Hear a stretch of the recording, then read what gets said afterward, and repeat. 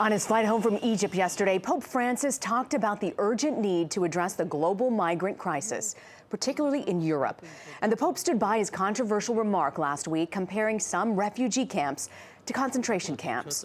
So far this year, at least 25,000 refugees have arrived in Sicily, in southern Italy, most escaping war and poverty in Africa.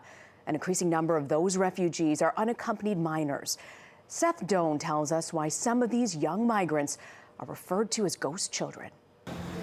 Yes, this is my blanket. Sleeping outside on cardboard next to a lot filled with trash is not what this teenager imagined when he fled poverty in Eritrea.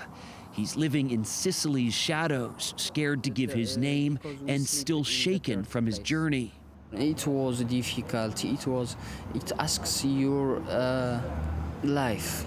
Next to him is another refugee who fled Africa all alone. He's just 14. Living outside is tough, he told us. The cold is the worst part. More than 20,000 kids packed into flimsy boats in 2016 to cross the Mediterranean without their parents. They made it to Italy only to find more danger. There are camps for these refugees, but many have to pay back smugglers, and if they're under 18 and housed in those camps, they're not allowed to work. So thousands scatter onto Europe's streets. They're called ghost kids. Why did you escape and go out on your own? We weren't treated well in the camp, the 17-year-old told us. Plus, those who arrived before us couldn't find jobs here in Italy, so we want to go to other countries.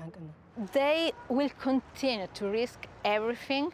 Giovanna De Benedetto of Save the Children said they see kids as young as 9 years old traveling alone. There is the big fear that they could become victims of exploitation. This is a huge problem because we don't know where these kids go. Roberta Carmina set up a center which teaches skills to underage refugees and guides them through the process of seeking asylum. We are not only helping them for a better life, but we are also helping society, because these guys one day will be the new force of the society. But these ghost kids hardly feel integrated. You know, this is not life.